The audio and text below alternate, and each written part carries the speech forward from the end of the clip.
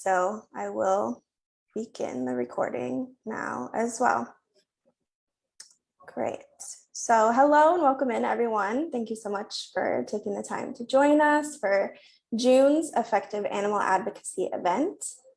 I'll kick things off and introduce myself. My name is Tessa Gonzalez. I'm a senior researcher for the Aquatic Life Institute, or ALI for short. ALI is an international organization looking to improve the lives of aquatic animals through research, communication, and collaboration. I'm also the current organizer of this Effective Animal Advocacy event series. These events will take place throughout the year, and we like to cover a wide variety of topics related to the animal advocacy movement in order to engage with and learn from others within the same community. And just as a general reminder, we've never had any problems, so I don't expect any today, but we do respect everyone's views and value what everyone has to say, and would appreciate it if we all kept this in mind throughout the discussion. As I mentioned, a recorded version of this discussion will be available on the Aquatic Life Institute's Facebook page, and please feel free to leave any questions, comments, or concerns in the meeting chat directly, or you can also directly message me. Our speakers today will each have the floor for around 15 minutes or so, which will leave us with some time at the end to take questions from the audience. So the question on everyone's mind today is, can we have sustainable and humane wild capture fisheries? The Aquatic Life Institute released a new report in March titled Key Welfare Recommendations for Marine Capture Fisheries that highlights major welfare issues that take place in the wild capture fisheries industry. In this session, two of my fellow colleagues will discuss the main findings of this report and provide recommendations for achieving both sustainable and humane wild capture fisheries. So please allow me to introduce these lovely colleagues of mine. Christine Xu, or Chris, it's very odd for me to call you Christine, Chris, is the head of strategic initiatives at the Aquatic Life Institute. She manages a variety of projects that broaden ALI's positive impact on fish welfare, which includes leading efforts at the United Nations level and promoting animal welfare and capture fisheries. Chris, has extensive experience working with international conservation groups in Washington, D.C., including the use of geospatial technology to track fishing vessels globally to detect illegal fishing. So welcome, Chris.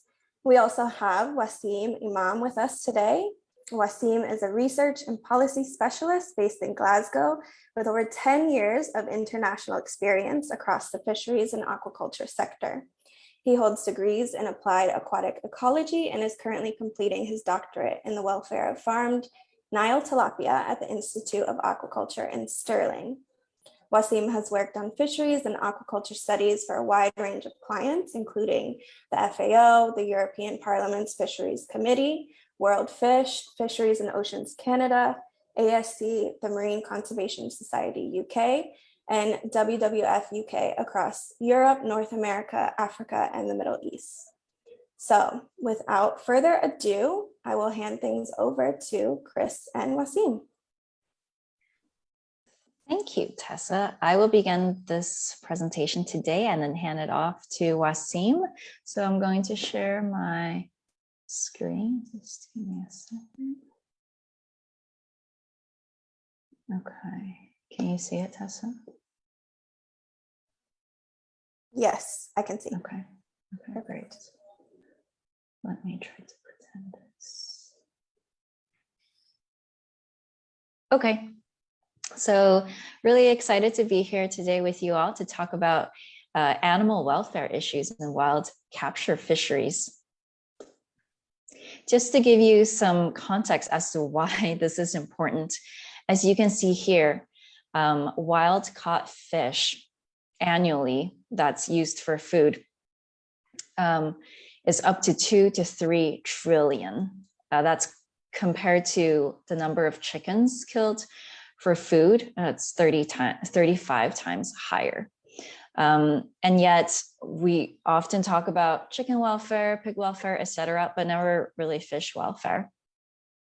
So as some of you might know, Aquatic Life Institute, we're aligned with effective altruism principles, which looks at issues that are highly neglected, important, and tractable, which means it's something that we can actually do something about. So given that this issue, animal welfare issues in capture fisheries is highly neglected by society and widespread, and at the same time, tractable, in our opinion. This is the exact type of advocacy and project that we wanted to undertake as an organization.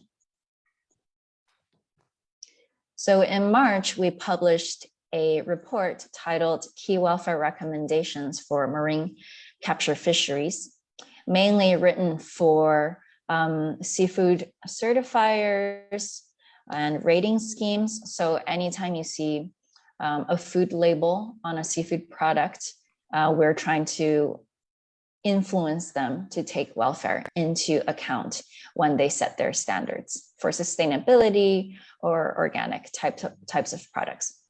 This is also written for policymakers, including international institutions like the UN that set the agenda for 2030, for example. And the UN Oceans Conference is next week. So we're going to try to get them to talk about animal welfare as well. Also businesses, obviously retailers, suppliers, and the fishing industry, fisheries management bodies, and animal welfare advocates, because as you saw in the previous slide, we often work on chicken welfare and pig welfare, but not really fish welfare. So that is who this is geared towards. And why do we write it? Well, to advance the goals of our organization, the Aquatic Life Institute, and also effective altruism, the movement in general. But ultimately, our goal is to help re-envision how we set fisheries management policies and do it from a welfare perspective. This issue is not the first time that has been written about, but a lot of the reports are quite long. So we consolidated the information into something that's easy to read, so that policymakers can kind of glance at it and know exactly what the problem is and what recommendations and solutions to possibly take. So as you can see in this graphic, we broke down the animal suffering into stages of the capture process. And you can see the main suffering in each stage under capture, for example, crowding, injury, fatigue. During retrieval, there is barotrauma, temperature shock. Onboard handling and live storage, we can have a lot of suffering during this stage as well. And then obviously, if they are slaughtered on board without stunning, this is one of the most egregious welfare concerns. So what is our key messaging? Well, the main one is that the fishing industry inflicts untold suffering on aquatic animals. And in fact, it's the last major food sector that doesn't take animal welfare into consideration. So what we propose that the fisheries management bodies and industry do is taking an animal welfare-based approach in managing fisheries. And what we mean by this is giving equal weighting to both the target animals that are caught and also the animals that are indirectly affected by fishing activities, such as fishes that are caught incidentally, what we call bycatch, and then also fishes that are ensnared in abandoned fishing gear, what we call ghost fishing. So under standard management policies, these two issues are grouped under conservation and are rarely resolved. But if we used an animal welfare approach, the key parameter would be welfare. And from our perspective, we would argue that to have truly sustainable fisheries, we really need to take into account the main stakeholders, which is the animals themselves. And that's not the case right now in the dialogue or the discourse on fisheries management.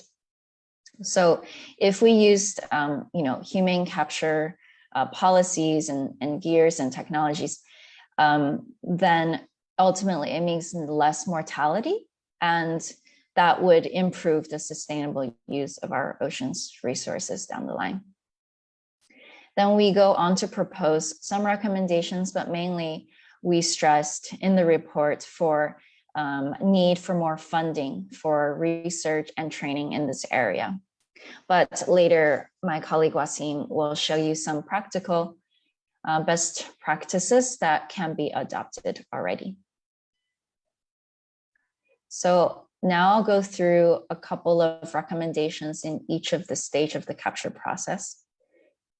Under capture and retrieval, mainly we proposed that we reduce the duration of capture and the size of the haul, because right now it can be very long, up to a week. And then the size of the haul is also massive. And this could lead to stress, asphyxiation, predation of the fishes. And reducing these two could minimize injury and mortality. Obviously, the type of gear that we use in the fishing vessels should be species and ecosystem specific. We also propose a phasing out of using live bait, because fishes that are used for live bait also suffer. And then retrieving and landing fish carefully and slowly. Now we use kind of vague terms because we still need research in terms of exactly how slowly or the depth of fishing that we should be doing. That's, species specific. But in general, restricting, for example, hauling the fish onto board to the times of day when the difference in temperature and water is the lowest, so that it's not a shock for the fishes themselves. And then let's see, banning the practice of gaffing, because that's very painful. Onboard handling, reducing the time that fishes spend out of water, obviously. And then banning any mutilation or removal of animal body parts, either for the purpose of saving space on board, usually done for economic purposes, or for ease of handling. And then using species-specific spaces to store the live animals. And under stunning and slaughter, we recommend following the World Organization for Animal Health, previously OIE, standards for farmed fish as much as possible, and banning salt baths and ice slurries, which are used to kill the fish right now in many cases. Also banning decapitation of invertebrates. In terms of bycatch, using gear that selects better the fish, and reducing the possibility of bycatch at the source. And then strengthening the collection and enforcement of accurate bycatch records. In terms of ghost gear, all fishing vessels should carry the necessary equipment to recover lost fishing gear and improve gear collection, disposal, and recycling. We also recommend incorporating biodegradable elements and prioritizing the commercial adoption of such gear. So those were our main concerns, but there are several additional concerns that aren't directly related to welfare, but could help improve it. And the first one is training all fishing personnel in welfare indicators and how to properly handle fish. And then obviously fishing takes place out on the open seas. So monitoring, control, and surveillance of such activities is always a challenge and something that we need to do critically. For overfishing, applying an animal welfare-based approach in revising how we currently manage our fisheries with an eye to reducing overfishing will mean that ultimately less animals suffer. And ending human rights violations. This is an issue that's widespread and has been documented on board fishing vessels. So clearly, when fishermen and women are mistreated and are subject to inhumane conditions on board, they're very unlikely to consider the welfare of the animals in question. So we urge all states to ratify the International Labor Organization's Convention number 188 and adopt it in their national legislation. We also encourage more seafood traceability across the supply chain and demand for it from consumers.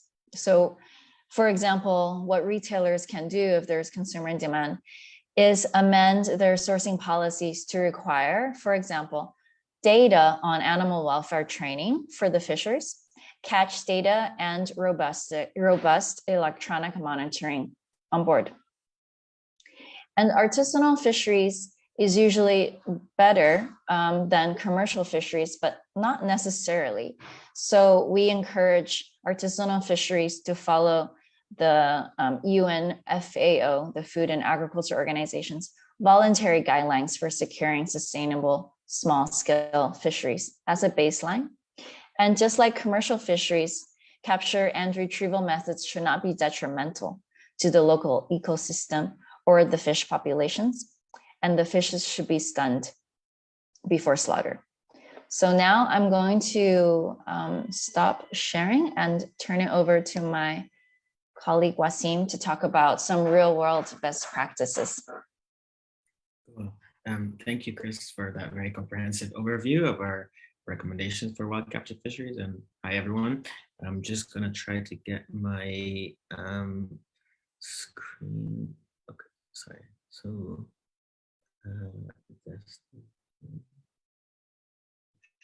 wait a second.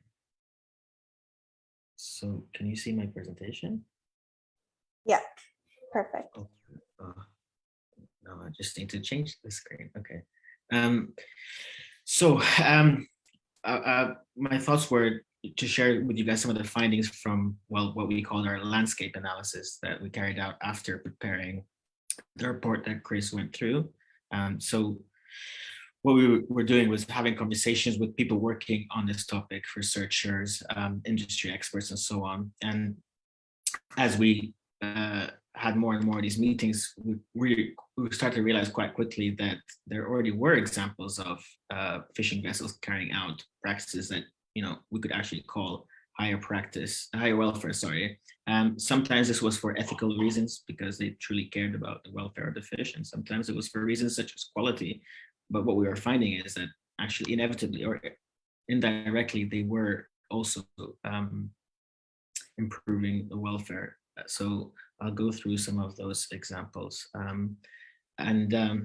guess just as a last thing introductory, I was going to say that the idea of the best practices was to inform those conversations with industry certifiers and so on. So when they say to us, well, it can't be done or it's too hard to do or so on, we can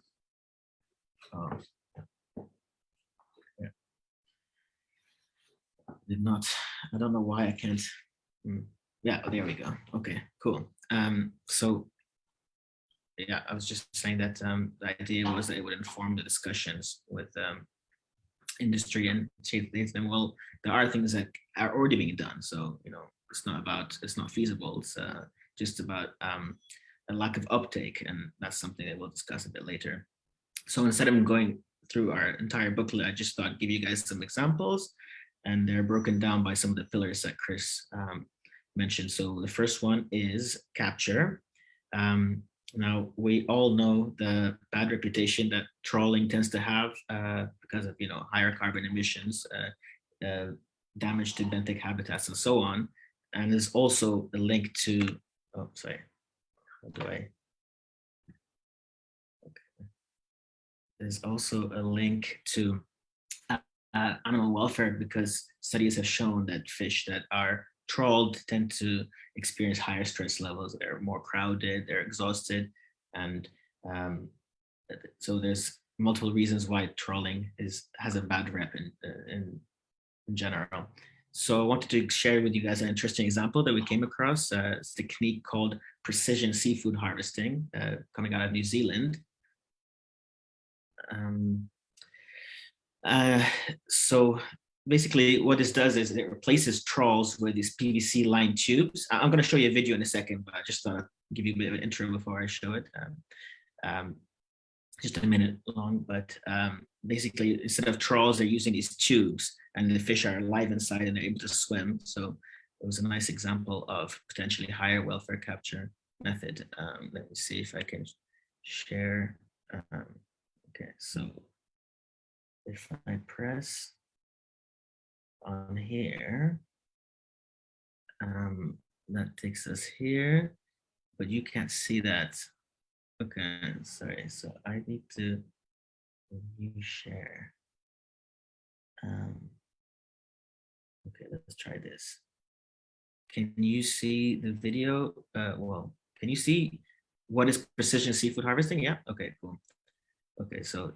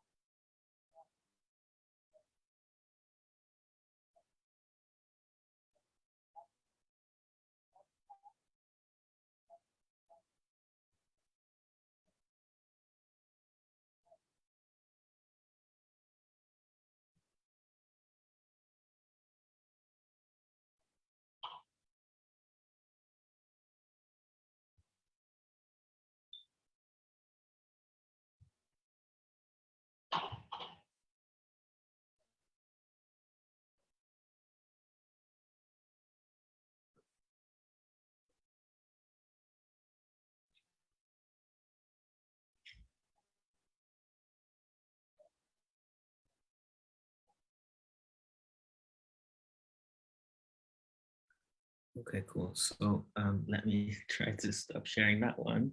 Okay, new share, go back to here.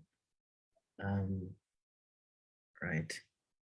So if I go to the next slide, I just thought that was a nice example of, alternative ways of capturing that can be also high welfare. I mean, they didn't mention welfare, but inevitably it would appear at least to be that way. So this slide was just to show a really interesting study from a few years ago. Sorry, 1 second. It's a bit old, but it demonstrated a nice point that, so what it did is actually they went to UK supermarkets and they surveyed the price that consumers are willing to pay, and they found that consumers are willing to pay up to between 18 to 22% more for fish that were caught using long lines or methods that are what we would call gentler, as opposed to trawl. And actually they found that people were willing to pay more for fish caught using that method than the fish product having an MSC eco label. So that was quite interesting. So that's kind of one of the arguments that we make in our campaigning efforts. So if we move on to pillar 2, which is what we call retrieval. So that's how the fish are brought on board. Now it's completely obvious sorry, it's not obvious. It's not completely obvious to what extent these methods are already being done or not, but I want to give it as an example of what can be done. So it's quite common in high value fisheries in countries such as Norway. They use pumps and pipes to bring the catch on board instead of just hauling a net. Now, this can be done in purse seine fisheries, quite commonly it is done actually, and it can also be done in trawl-based fisheries. But this one requires multiple vessels, and they pump the fish from the end. But the advantage of this is that the fish are not removed from the water, or if they are, it's just for a very limited amount of time, so that they don't.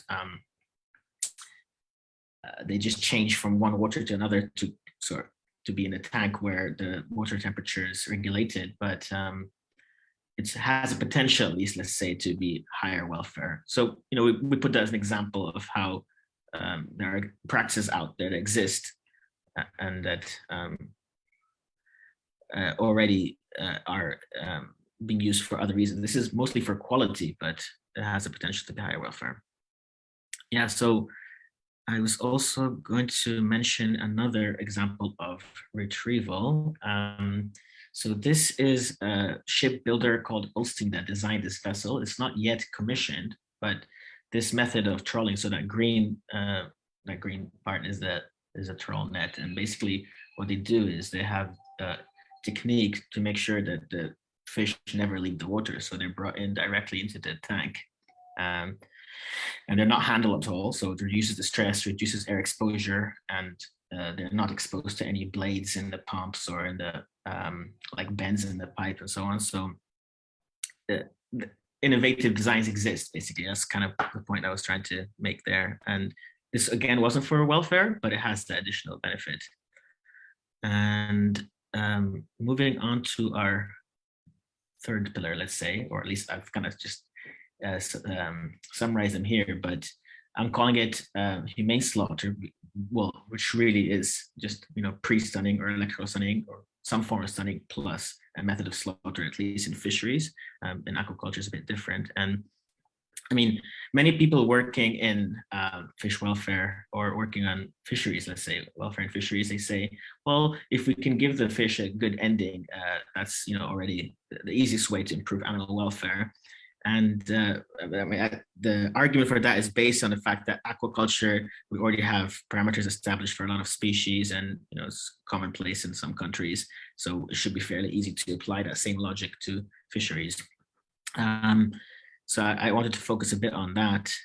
So I'm just going to give you guys an example of some exciting developments in that regard. So this slide is just showing that like Optimar and Fish Management Systems are two of the largest providers of stunning equipment, electrical stunning equipment, that is, and they both have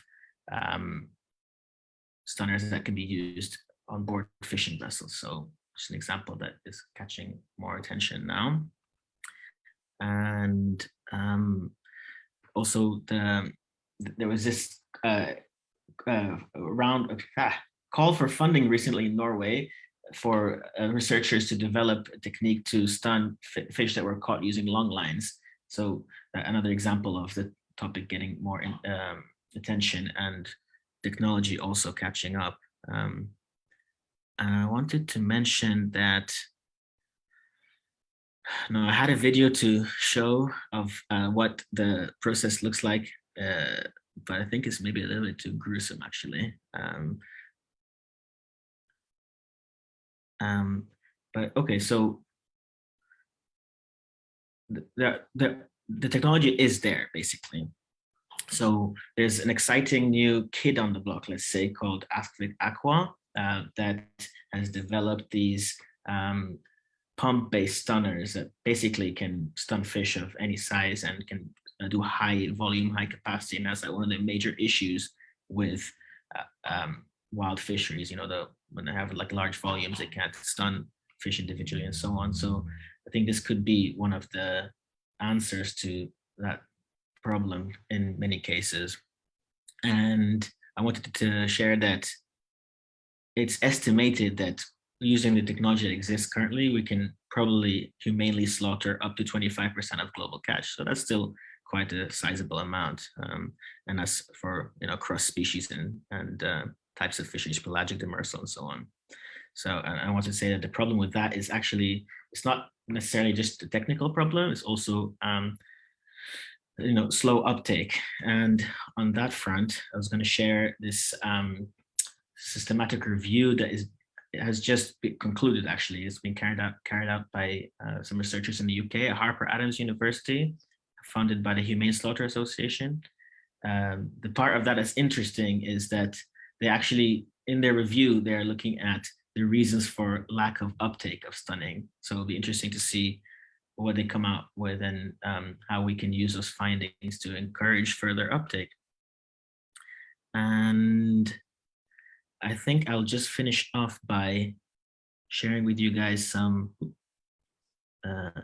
reasons for hope. So again, as I was mentioning, the topic is gaining more, is being talked about more. So even the British Veterinary Association, in their policy statement issued some months ago, they recommended, they had recommendations that further research was needed to humanely, to stun wild-caught fish, and that they recognize basically the importance of that topic, and that in France, a number of signatories to this initiative here basically declared that they think that commercial fishing should also take into consideration animal welfare, which is quite big. And also in Scotland, they asked about how long gear should be left in the water for, and that's another entry point for something that we can do in order to, whether it's directly or indirectly affecting animal welfare, but there are interventions that can be done.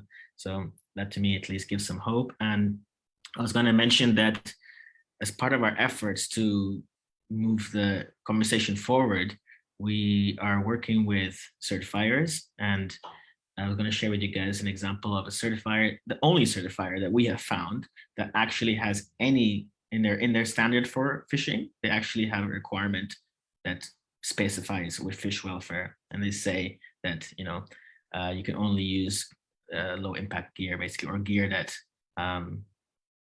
is not as destructive, and it's they put limits on the amount of time you can keep the gear in the water. So that's quite progressive, and we use that as an example for other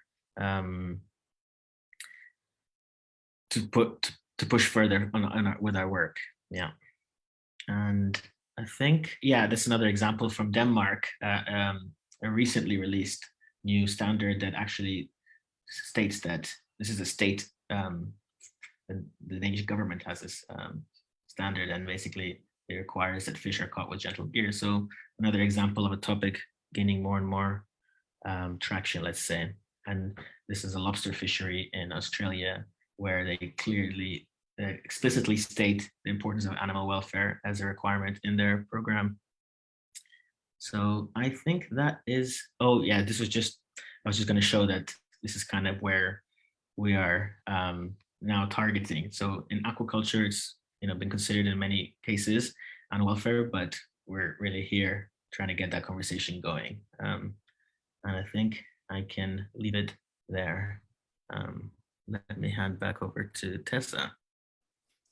Great. Thank you, Wasim. Thank you, Chris. That was a great overview of both the wild fisheries report that was released, as well as some of these best practices, and a lot of information I didn't know. I think it's really interesting that so many things are being done, could be done in the near future. And it's exciting to think about what else could be done on this front. So with that being said, we have some time to take questions from the audience. I will let the audience maybe gather their thoughts for a few minutes, and I can kick us off. And also, if anybody in the audience you'd like to raise your hand or pose a question in the chat, and I can read it out if you're not comfortable, that's more than fine. I do see that Ahmed, you raised your hand. I don't know if you're comfortable unmuting yourself and asking a question, or if you'd like to put it in the chat, but please feel free.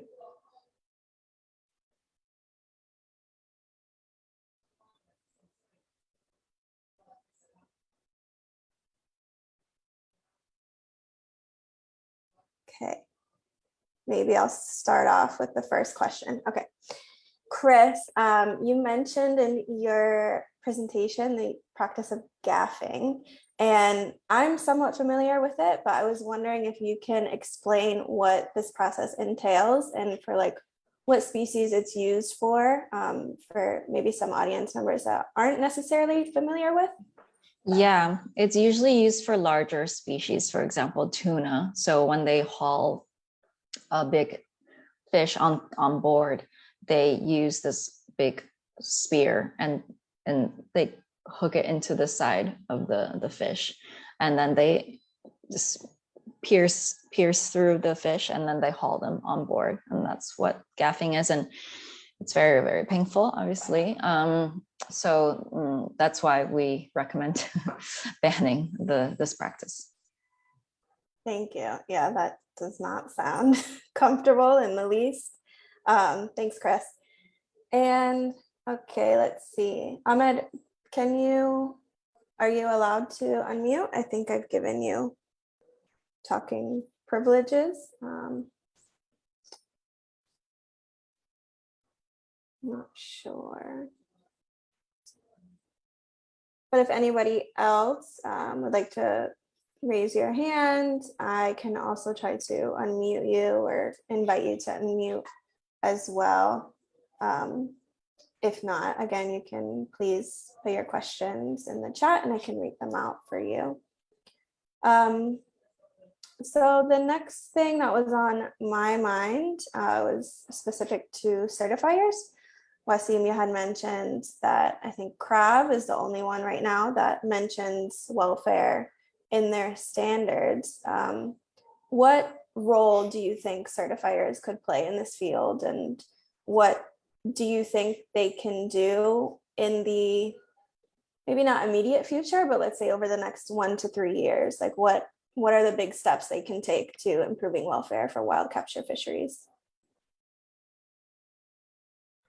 Well, I think the issue with certifiers, especially some of the larger ones, and we did have conversations with them as part of our process so far, is that, they tend to go slow. They tend to want to get consensus, and an area like animal welfare and fisheries feels to them like it's quite, and I don't say insurmountable, but a controversial issue. So one thing that we have proposed, for example, is a voluntary module. So, those of your fishing vessels, the ones that are certified already, are interested in exploring how they can get an additional component, let's say, that's humanely caught fish. We're happy to explore that with them. So that's, I think, one of the maybe lower hanging fruit, but also things like, sometimes it's not explicitly welfare, but there are things that inevitably have an impact on welfare. So putting limits on catch sizes, the duration of hauls, as Chris mentioned, things like that. We can even explore a topic. It doesn't have to be just like, because of welfare, but there are things that I think can be done. So that's sort of our focus. Yeah. Great, thank you, Wasim. Kelly put in the chat, you mentioned your concerns for seafood traceability. Can you talk more about that and what recommendations you have to improve traceability? I'll leave that to whoever wants to answer. Sure, I can start. So that's a really good question. Transparency and traceability usually has to do with illegal, unregulated, and unreported fishing, IUU fishing. That's a huge topic. How do we know that this fish that's labeled, cod or whatever, is actually cod, and where does it come from? And even in when we talk about IUU fishing, a lot of groups are working on it, have been for a long time. It's still a really challenging topic or issue to deal with. But one of the things that they've been doing is getting mandates by governments, and fisheries management organizations, and also retailers to require a very specific number that goes with each vessel, just like what you have with your phone, for example, so that every vessel is, has their unique identifier, and that what they catch, if they have good record keeping systems on the vessel, then it would be much easier to know whether they were fishing in waters that they have approval, and whether, they overcaught or, violated any regulations that they're supposed to follow. So one way for, I guess, animal welfare to be also tied to this improved traceability and transparency topic, I would say, is to get regulations, because without regulations, it's really hard to mandate vessels to add the welfare component to whatever catch data that they're required to submit, basically. So, I guess without regulation, retailers, if they care about animal welfare or fish welfare specifically, they can require their suppliers to provide that information. Do you provide training, welfare training to your to the vessels that you source the products from? And what kinds of gears do you use? Those could be two simple questions that retailers can require from their suppliers.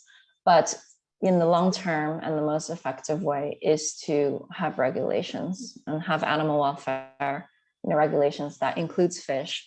So I hope that answers your questions. I don't know if Wasim, you want to add anything else? No, I think you did a really good job. Thanks, Chris. I was just going to say that I suppose as part of our argument that animal welfare can be a focus is that under that lens, if you are looking at welfare, you're probably going to document things like how the fish were caught, and maybe you'd have a bit more information on that, and inevitably that feeds into the traceability argument, or is further likelihood that that data will be collected. But no, I think you answered everything I was going to say, Chris. Thank you. Great, thank you both. I'm going to start off with a question in the Q&A and then move on to the one in the chat. So which, I think Wasim maybe can speak to this one, which slaughter methods would be most suitable for artisanal fisheries? Sure, yeah. So artisanal fisheries are a tricky one. Also, the definition of artisanal is sometimes a bit controversial. Since it's International Year of Artisanal Fisheries and Aquaculture, we'll be having a panel on this topic. That's just a shameless plug since we're all here. But I was going to say that, I mean, one of the things that is already done to some extent is percussive stunning. So that's not electric, but there's a way of passing a bolt or some sort of spike through a fish's brain. That can be done humanely. There's a method called ikijime, which some of you might have heard of. There's a website that even tells you for each species which location and the fish that you can apply the technique to, so that it's done in a humane way. That's something it's definitely better than leaving it to suffocate in the air.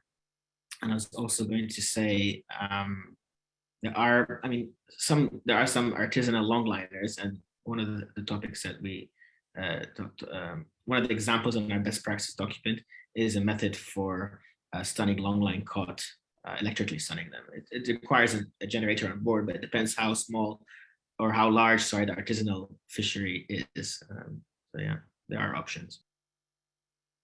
Thank you, Wasim. Now, this question might be a little bit more difficult, but are there now technologies that can substitute for human observers on boats? I don't know if Chris, you want to try tackling this one? Yeah, I mean, there are cameras and systems where you can do electronic record keeping, and then that'll automatically be sent to the fisheries management organization that has jurisdiction over where you're fishing. But you still need to couple it with human observers sometimes, because you need someone there to make sure that you're actually inputting the correct data into the system. And I think some organizations are working on blockchain to make sure that what you input, you cannot change, and it's the correct data, basically.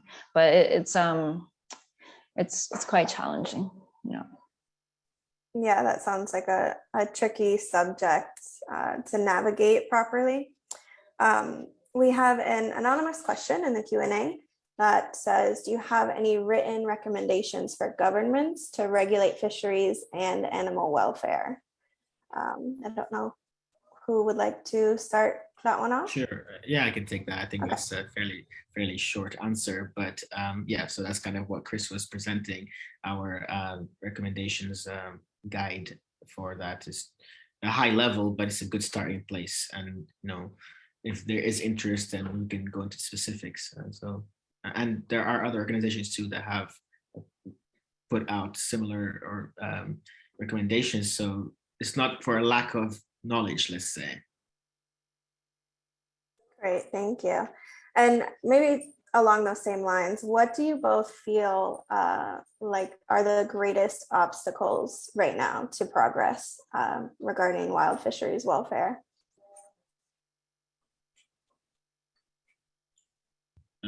I can take this, Chris, or if you want to. Go ahead. In the meantime, I'm going to pop into the chat the report from March, and then the best practices report. We are finalizing it and by the end of this week, so it's not online yet, but it will be ready very soon. Yeah, thank you for that. I was just going to say that I think I kind of touched upon this in my presentation a little bit about like uptake of stunning technologies. One of the drivers of these innovations that we're sharing with you guys is actually quality. So it's not because they're caring about welfare per se. So whether it's a lack of awareness about the sentience, consciousness, or the ethical argument, maybe we need to do more to raise awareness of that. But I think there's also not much incentive for fishing industry. There's no regulation that says fish have to be humanely stunned before or caught humanely, let's say. So I think that's one obvious place to start. And also with certifiers, they see the issue is, okay, how do we, there's so many other issues in fishing, as Chris mentioned, overfishing, IUU fishing, human trafficking, and so on. And they're struggling to kind of get those under control. So then when we come to them and say animal welfare, they're like, well, it's kind of low on our list of priorities.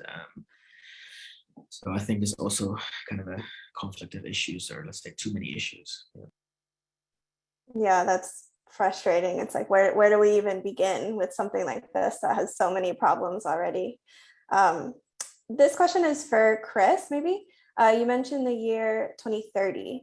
Can you talk about the urgency of getting to 2030 and where opportunities for change in policy may exist in that aspect?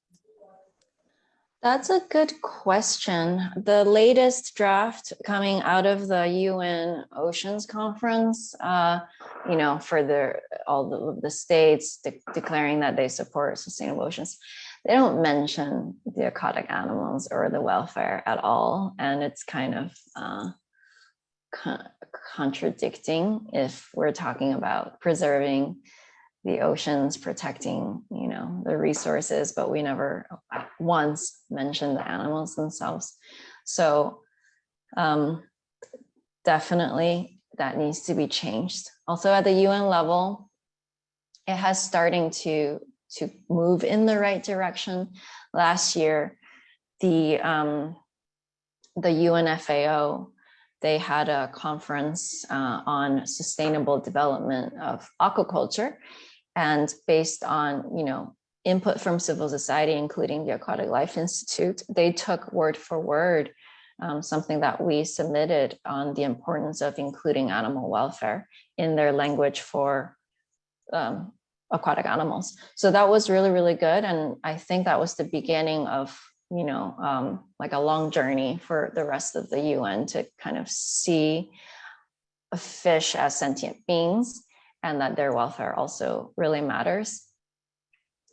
And then recently this year, the UN Environment Program, they also issued a, what's the word I'm forgetting, to commission a report to link animal welfare and sustainable development. So, that there is a movement for one welfare, one health, meaning the environment, people, and animal health. They all matter and they're all interconnected. So a lot of institutions are looking into what exactly this means, how it will affect how we develop sustainably.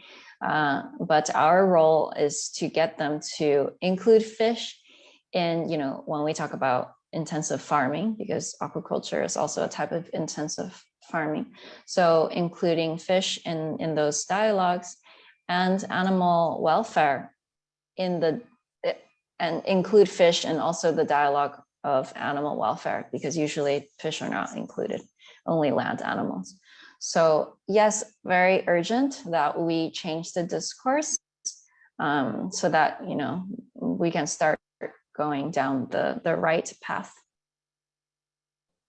Yeah, definitely. It's sad to say, but it's important to demonstrate to people how exactly this can affect them, their family, their friends, and society as a whole, rather than just presenting the issue and kind of brushing it under the table. Like, this is a very present issue and we all need to be concerned about it and do something about it. So we only have a few more minutes left. If anyone else has questions, please feel free to pop them in the chat. But I did want to ask a final question to you both. In an ideal world, ideal scenario, what would you like to see happen? Let's just say money is no issue. Regulations can happen tomorrow, which obviously they can't. But in an ideal world, what would you like to see? Okay, I think I have an idea.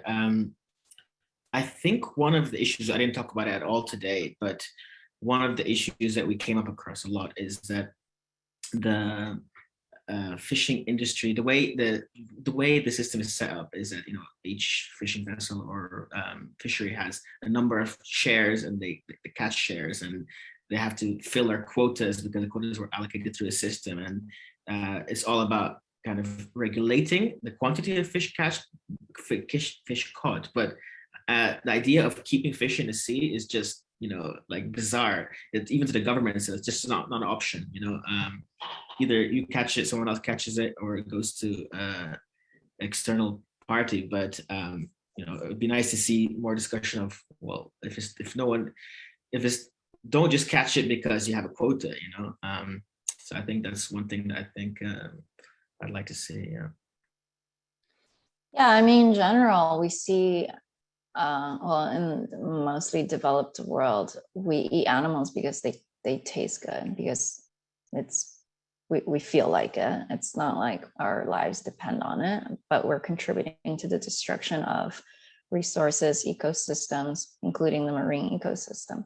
Whereas a lot of coastal communities, their main source of food is, fish, basically. So I in the ideal world, we just reduce our consumption of fish overall. And also it'd be cool if, like, what we're proposing in the report, using a welfare lens to develop policies going forward, actually catches attention and takes hold in the existing like fisheries management bodies. That would be really cool. I agree. And I think we should leave off on that good note, leave off on a hopeful note. Yeah, thank you both. And thank you everyone for joining us. This was a great discussion. And like I mentioned in the beginning, these series events happen throughout the year. So if you'd like to contact me about this event or any future sessions, please feel free to send me an email. I will put my email address here in the chat for you. And yeah, thank you both so much. And thank you so much to everyone. If you'd like to rewatch this just for fun or share it with somebody, it will be available on our Facebook page as well. So thank you, everyone. Thank you. Thank you. Thanks, everyone.